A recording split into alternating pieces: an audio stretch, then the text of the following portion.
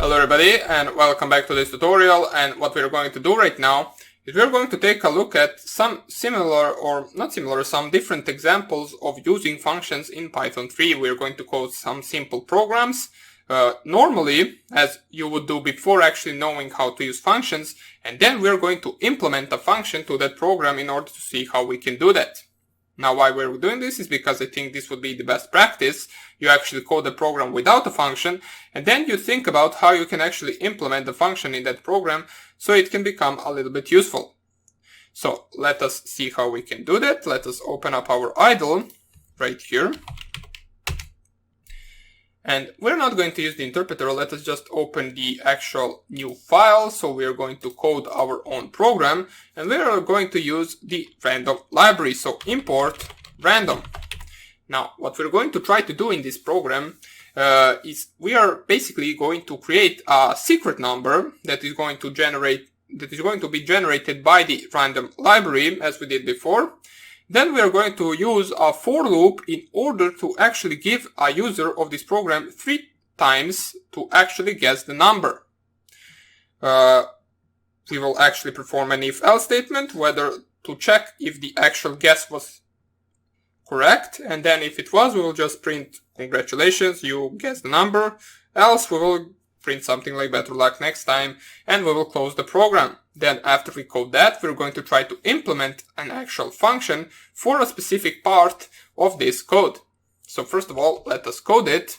We have import random right here, or let me just lower it. It looks much better like this. So import random.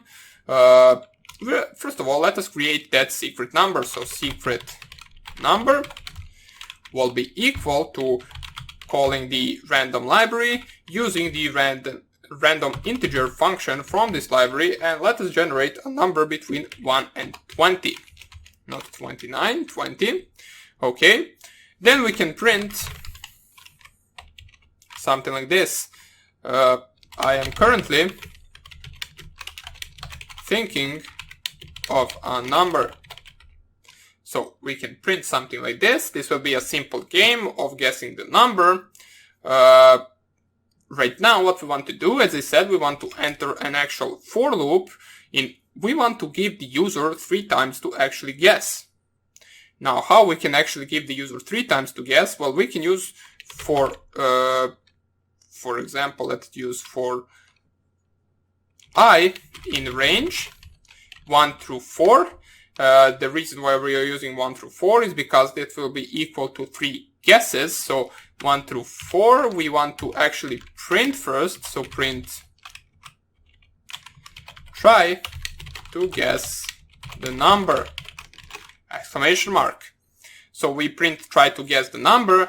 Then we want to actually take an input from the user itself, because they are now ready to type the actual number that they think is the correct one. So guess variable is going to be our storage for the actual user value.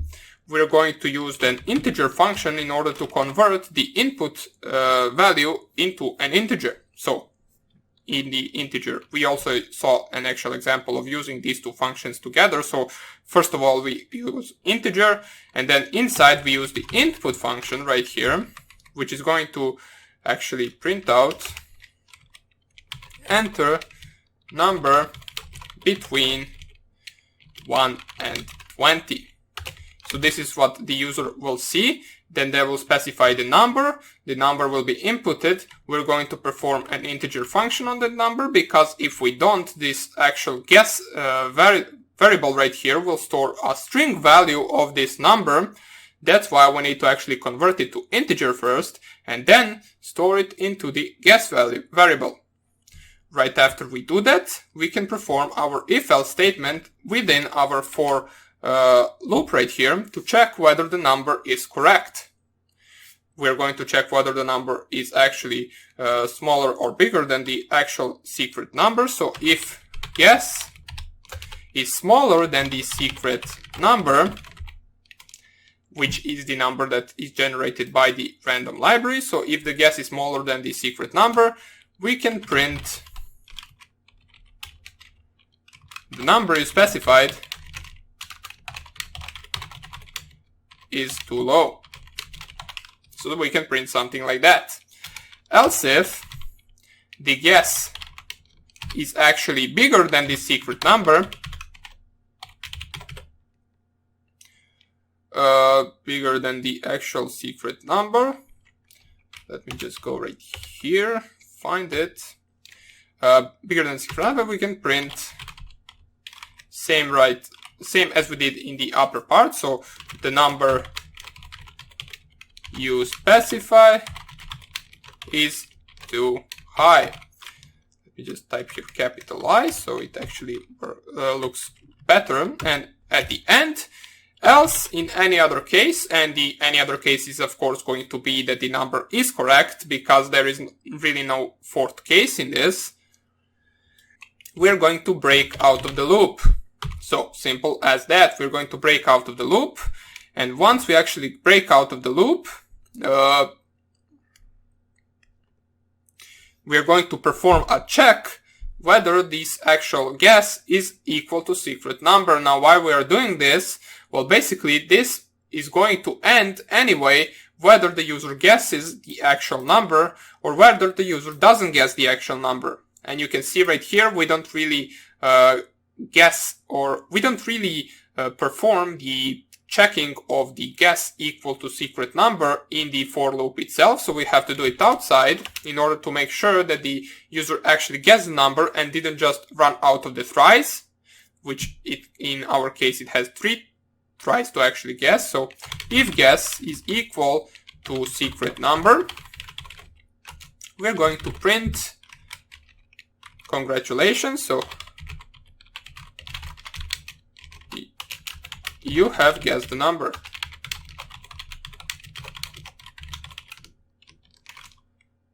Okay, and in the any other case, if it's not equal, since this guess variable right here, once 3 tries are actually completed, will have the last value of the last try.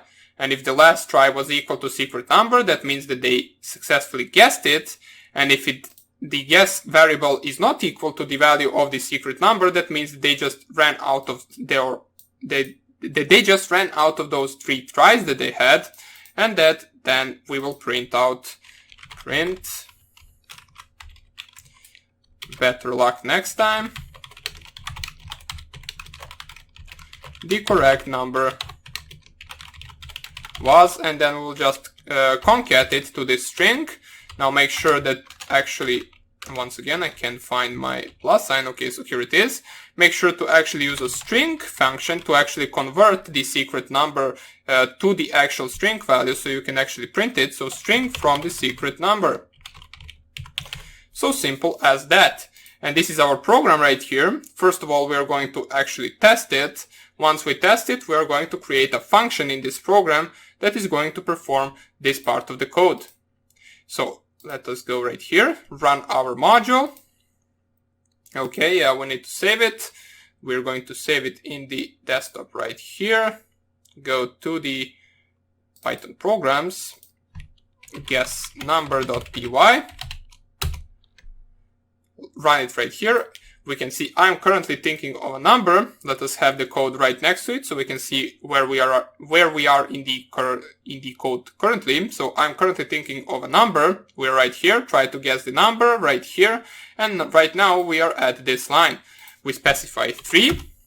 You can see right here the number you specified is too low. Try to guess the number. So we finished the first iteration of this program. Let us go with 7. So we know that the actual number you specified, okay, so right now it is too high.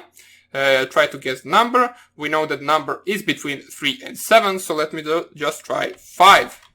The number you specified is too low. Better luck next time. The correct number was 6. So we didn't manage to guess the number, though we were really close. Let's just try to run it once again. So 10, too low, 12, too low, 15. Congratulations, you have guessed the number. So the 15 was actually a number. Therefore, we actually managed to guess the number. So our program works. Right now, what we are interested in mostly is using a function to perform a certain task right here. So as I said before, first of all, we are going to code a function up here.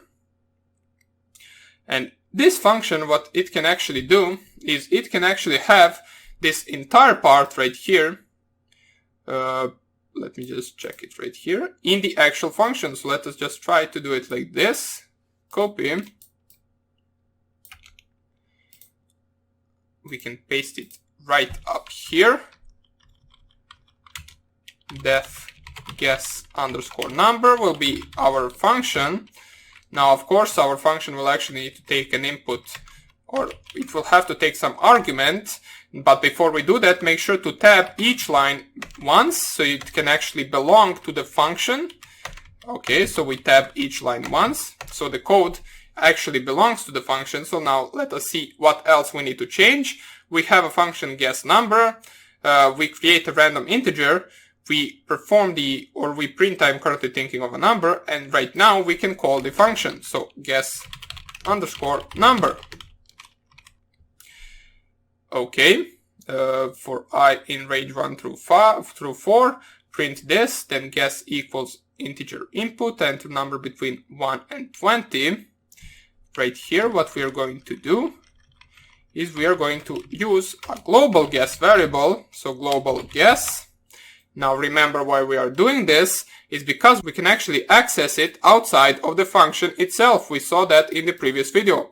Therefore, right here, we need to actually use a global variable guess because we are using it right here later on. So for I in range, let me see whether there is something else we need to change, or we can just actually try it. Okay, it is saved. Think a number between 1 and 20, 3, 7, 14. Okay, better luck next time. The correct number was 9. So we successfully implemented a function that will actually check the values of these, or not check, it will actually prompt the user to actually input 3 times the value. So our guess number right here is in a function. Therefore, you can call it as many times as you want throughout your code. So we call it right here. But let us also code a function for this part right here. Now this function will have to take arguments. First of all, I will copy this, then I will delete it, and let us call this function def check. Okay, let us just call it check. It will take an input from the actual guess variable. So let me just make sure that it is guess. So we called it guess right here, global guess variable, and the secret number. And right here we can paste the actual code of the function itself. Once again, make sure to tab each line so it actually belongs to the function itself.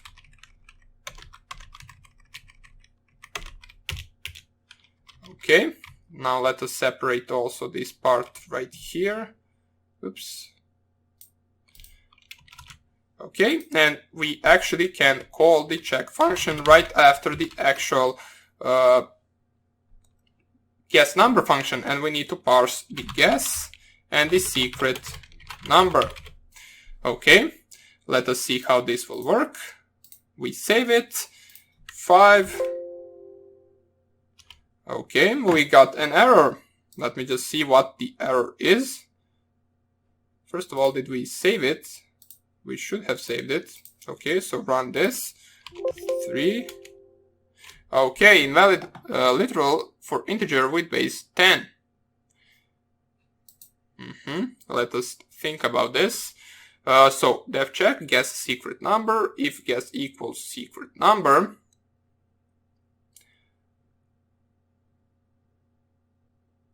okay, for I in range, yeah, let us try to actually return the guess right here.